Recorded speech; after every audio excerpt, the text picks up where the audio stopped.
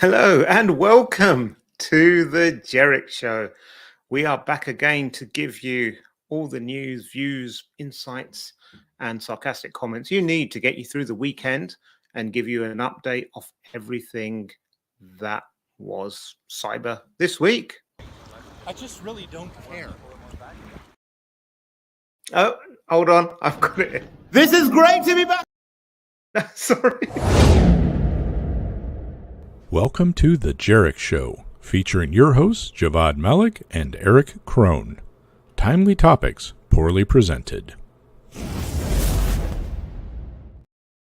Clearly, someone has been messing with my sound and with my buttons and everything, and it's all a disaster.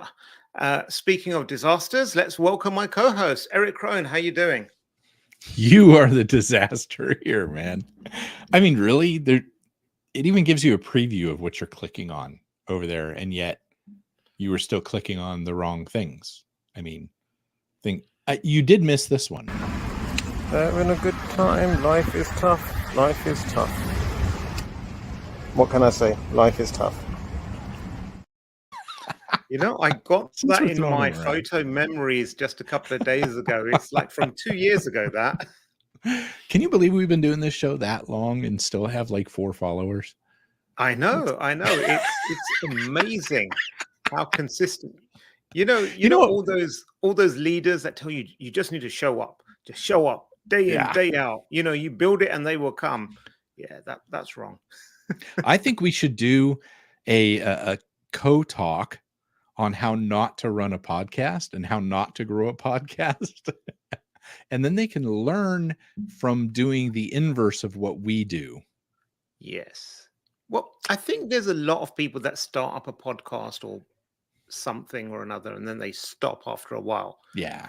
The only difference between us and them is we're like Beavis and Butthead. We're just too stubborn or ignorant to actually realize. Well, I think it's because I don't know about you, but I do this because it's kind of fun to kick back at the end of the week, go over some of this stuff and just chat with you across the ocean. Have some times, right? We need this time. So I agree with you. And for me, I was trying to explain this to our colleague Anne the other day because I saw her over at InfoSec, that we're kind of like pure artists in this. We're doing this for the sake of the creation and the art. We don't care. In a world where people are measured to the nth degree on metrics, like how many people turned up, how many comments you, what was the engagement, what was the retention rate, what point did it? We don't care about none of that. This is an open house. You're welcome to enter whenever you want, participate, leave whenever you want. You know, we're not scanning you. We're not going to chase you up with emails. We're not going to do anything like that. This is just for the sake of the art. Absolutely. And when I'm dead, my kids are going to be able to go back and look at this and go, "Oh, that's my dad." Your kids don't even watch this when you're alive, let alone like when they're dead. They're going to be like, they're going to be sending I'm holding me out like hope here, right? all the great artists in the world became popular after they're dead. Okay. So I can expect your estate lawyers to be sending me takedown notices. You're not authorized to use our clients' likeness without permission, and your kids are going to be suing me for all 25 pence that I have in my bank account. So something like that. No, man, no. Actually, speaking of 25 pence and being old and everything, one of our colleagues who works in the German office, Tim, he recommended this book to me. Oh, it's called The 100-Year-Old Man Who Climbed Out of the Window and Disappeared. And I'm only like 2 chapters in, and it is absolutely hilarious. And it's brilliant. It's about a man. And I'm telling you this because you're close to his age now than I am, closer to his age than I am. But it's going to be his birthday in the morning, and he's in an old folks home. And he's like, is this what life has come to? Me sitting here, like waiting for the mayor and everyone to celebrate my birthday because I'm turning 100. And he's like, screw that. I'm not going to die in this old person's home. I'm going to go out and die on my own terms. So he climbs out the window, and, you know, it's really well written. Apparently, it's been translated in many languages, and it's equally funny in most. But if you need a book welcome to the Jurek Show, where you get your cybersecurity news and book recommendations. So you're welcome. Nice. I found it here on Goodreads. Now it only gets a 3.82, but it's got 279,000 ratings. So it's been read a couple times. I'm gonna have to check this one out. Yeah. Maybe a few more times than our book's been read, but still, same ballpark. Do we have a book? We never talk about our book. We are the worst, like, self-promoters in the history of self-promotion. For working in PR and marketing, we're horrible about marketing ourselves. I don't mind promoting, people who pay me, like my employers or what have you. But the self stuff, I still get really uncomfortable just promoting it. I like mention it once or twice, and that's it. And that you have other people on the other end of the spectrum. They write like a really crappy book. They haven't even been in the industry all that long, but they make out they've been in the industry for so long. And then they're like going on book tours and signing and all this kind of stuff. Yes, I'm looking at you, Mikko Hipponen, if that really is your real name. Oh, snap. No, that's a good point. But in all seriousness, man, our book, I like our book. I do think it adds to things. Like there's value to our book. If it was just putting something out to turn around and be like, hey, we're selling a thing, that would be one thing. I don't mind promoting it because I still really like it. So do I. We'll work on that. Anyway, cyber criminals, Russian criminals behind hospitals' cyber attack. So there's a number of major London hospitals and everything under attack. There's a pathology service provider called Synovis.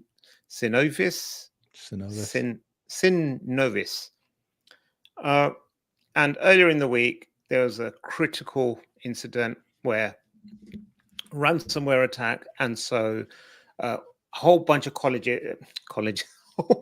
can tell it's been a long week. A whole bunch of hospitals, because I'm reading like King's College and like that. A whole bunch of hospitals had to cancel or defer appointments and what have you. That was going on. Now, despite what the headline says, it says we believe it is a Russian group of cyber criminals, and they operate freely from within Russia. The attribution part, I'm never actually all that worried about because it's such a woolly science. Yeah, sure, you can, whatever. I mean, it doesn't really make a difference whether it was Russia, China, or some like kid in Wales, or whether it was, Sabu from prison, or if he's still in prison, I don't know. But it really doesn't matter who it was. Yeah. The fact is that there's an issue where something gets exploited or in the supply chain, or a partner gets popped, and that causes an actual real life knock-on effect. And while people will say, well, no one died yet, or that we know of, or that one can link to this thing, it probably made a lot of people very miserable and affected their quality of life. So it's like patients were impacted and what have you. Oh my God. I kid you not. So this is the first time I'm looking at this. Yes, it is. Oliver Dawson is my neighbor. You're kidding. I'm not kidding. So he's actually written several books as well. And one, no, I'm not joking. So you can see his website.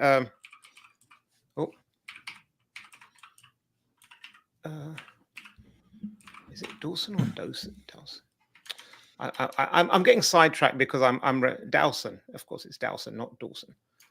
I thought you said it funny. That's all. Hold on. So this is Oliver, and he is a fantastic and very interesting gentleman. He's retired now, but he's traveled so much extensively. And his first book, so he's written these fiction books about spies on safari and what have you.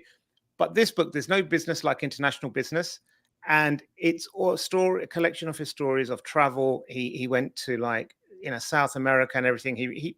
He's basically in a company that helped factories and stuff be more efficient in their electricity consumption.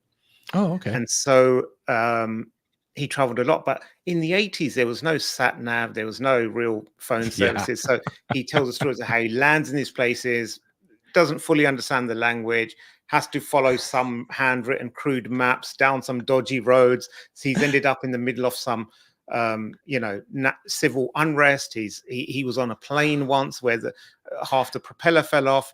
He was actually also in India in the hotel that got attacked by terrorists, and he was actually on one of the higher floors, so the terrorists actually never made it up to his floor.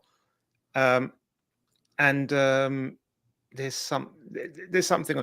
He's a fascinating gentleman, and I had no idea he was in line for a heart operation. So I'm going to drop him a note. Sorry, that's a complete tangent. I know I went on. Absolutely. No, but that's kind of funny. That's the funny part of not reading these stories before we comment on them. Yeah. So there must be something on our road or something like, by living close to me, some of the celebrityness has rubbed off, and now he's being quoted on the BBC. Oh, is that what it is? Like okay. Me. So I'm going to send him a card of something like fellow BBC. So here's what was interesting about this. Actually, if you scroll up a little bit as we get on to this attack, if you scroll up a little bit, there was a comment that I saw that I thought was kind of interesting. Keep going.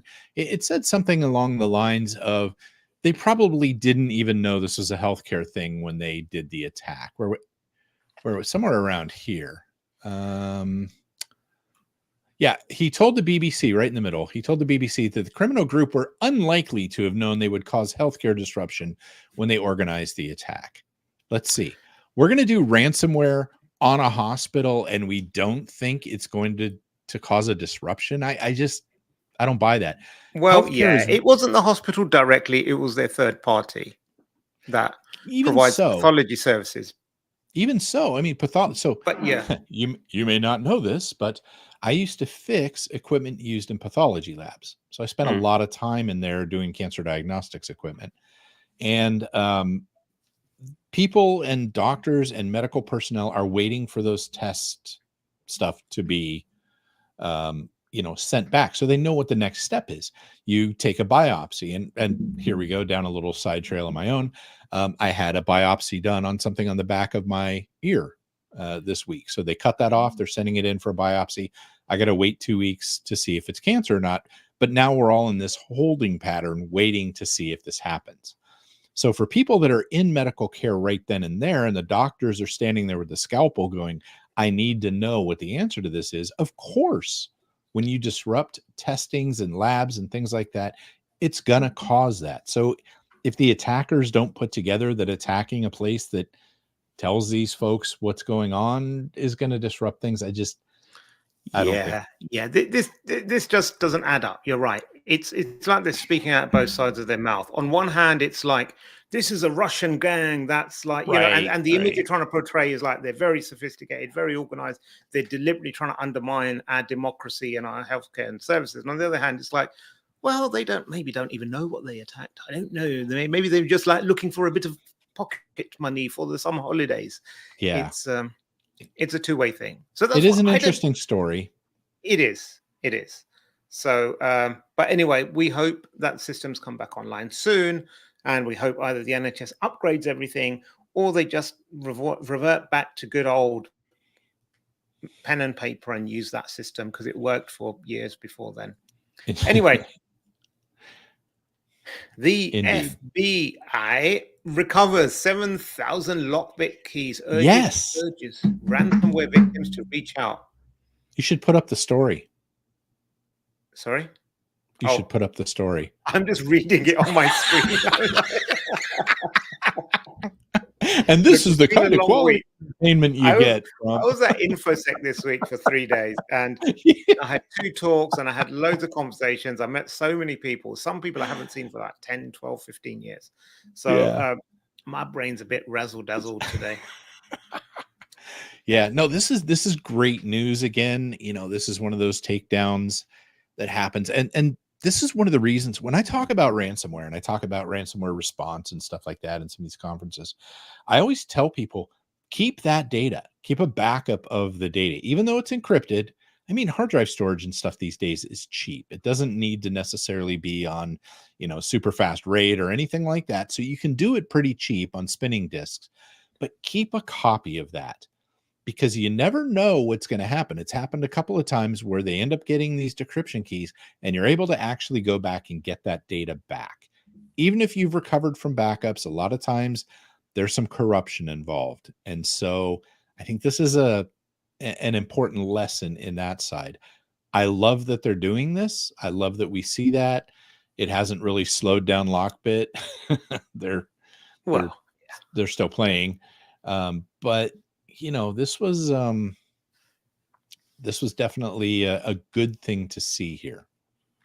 indeed, indeed. And that's really good advice. What you say is like keep a copy of everything that's been encrypted or by ransomware, because even if they don't find it, maybe in a not too distant future, quantum computing will come along and be able to decrypt it all for you anyway. So I don't then know you if you remember this story, but there was actually a ransomware actor that got hit with like a guilty conscience and said, I'm done, and released all of his decryption stuff just because he felt incredibly guilty about what he was doing. This was probably 6 or 7 years ago that happened, but true story. wow. So does that mean in the near future you're going to develop a guilty conscience and like give back all the money your employers ever paid you? All of your employers have ever paid you, say like, I really feel bad for taking all the money for not doing much. No, No? because I do Okay. plenty. I do So plenty. Paris Hilton, Oh, God. amongst users targeted in TikTok hack. How is she still even relevant? I don't think she was even relevant back when How is she she was. ever relevant, right? Yeah, exactly. I mean, My she's dad was the set up a hotel chain. Look at me. yeah. I mean, she was one of the original influencers, I suppose, Yeah, is where her relevance kind of comes in. Although I've never really been a fan of, especially that type of influencer, like look at me, I'm rich sort of stuff. I hate the yeah, Kardashian thing. I hate like anything to do with that kind of stuff.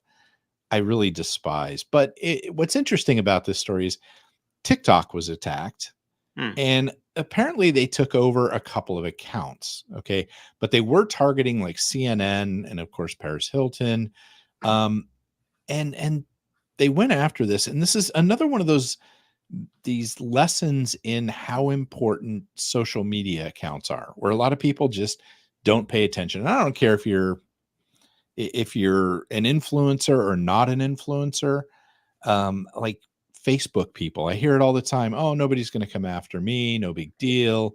And then it happens, and a bunch of their friends and family get scammed, and they're like, "Oh, maybe I should have enabled MFA or two-step or whatever the hell they want to call it in those platforms." But this was another one of those attacks, and anymore things like TikTok accounts, 10 million followers. That you got some clout there. yeah, yeah. And we've seen these kinds of attacks go around all social medias that platforms that are got popular. We've seen Twitter has been in the past has been attacked several times. We've seen the same on Instagram. We've seen YouTube account takeovers. Yep. So this isn't anything new or unique to TikTok. It's just the nature of social media. And to your point, the fact that people themselves who have these accounts maybe don't appreciate the value Yeah. that is inherent within this. And how, like, if you have 10 million followers and someone can take over and say, hey, buy my Bitcoin or Right.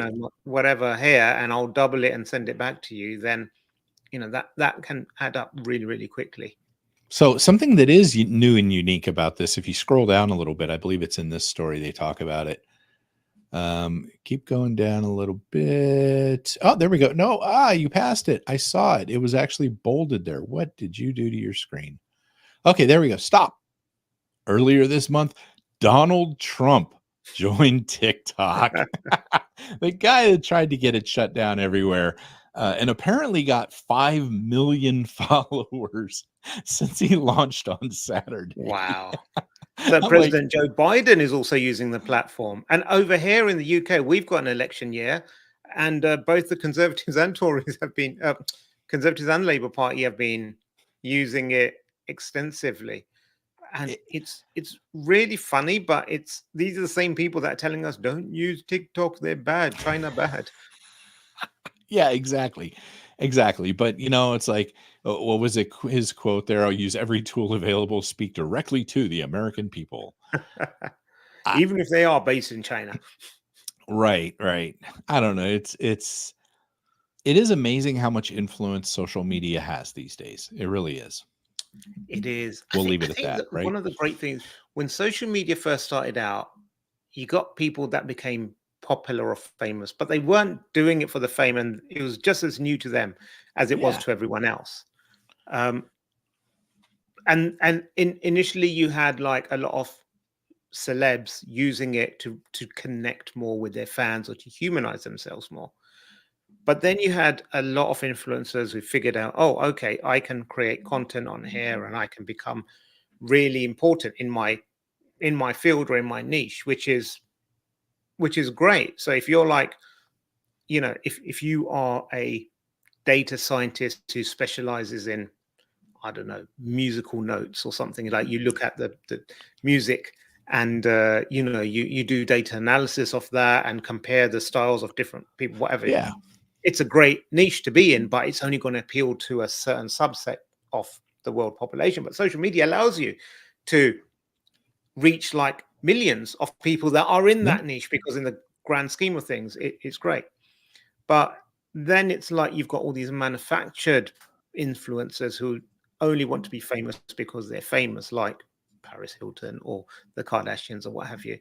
And that's where I think it just loses any authenticity and value. Well, and truth is, I mean, it just went on for no reason, unprovoked. Well, Absolutely. it's how I promote my OnlyFans. So Yes. it's fat guy feet is what I call it. Just all right. Are you going to do like a clipped ear, a famous like clipped ear, like you show us the back of your ear where they took the biopsy from? Right. Oh man. Oh, this is an interesting one. Cisco. Yeah. I've heard of them. Cisco fixes WebEx flaw that allowed government and military meetings to be spied on. And my first question to you when I read this was like, people still use WebEx? Yeah, I thought it was you know, the Teams and Zoom nowadays. It happened again. I keep seeing in my mind the meme with like Internet Explorer on the plane, and it's like, I'm on my way to Area 51, guys, years late, right? Right? Like WebEx. Who uses WebEx anymore? Cisco's like, we fixed WebEx like 3 years after it would have mattered, apparently. Yeah. Wow. It's crazy, isn't it? But that was all I wanted to say on that story. I don't really care about the details. I'm like, wow, people still use WebEx. I remember using WebEx before Zoom was a thing, and it was clunky and it was horrible and terrible. And I can't imagine that it's any better these days. No, I have the same experience with Teams a lot of the time, to be honest. I'm really glad when it just allows me to get in and works, and I'm still never sure what account am I actually logging on under? Because sometimes if it's like an external party, they set you up with access to theirs, but then you join on their portal with. I don't understand it. I really don't. It's just not intuitive. It's just horrible. And half the time, now it's gotten better. I will give it credit. It's gotten better, but hell, half the time my camera wouldn't work, or like audio's all screwed up. If I decide to use my AirPods instead of the plugged in ones to the monitor on my mic, I couldn't hear myself and split.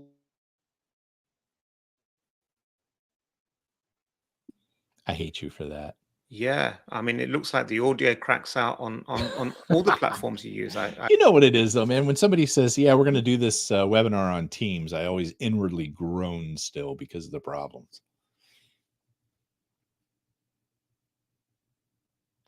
And with Javad sitting there staring at the keyboard like it matters or doesn't, I'll just go ahead and pull him out of here because apparently Javad is still learning how to work the internet and his own stuff.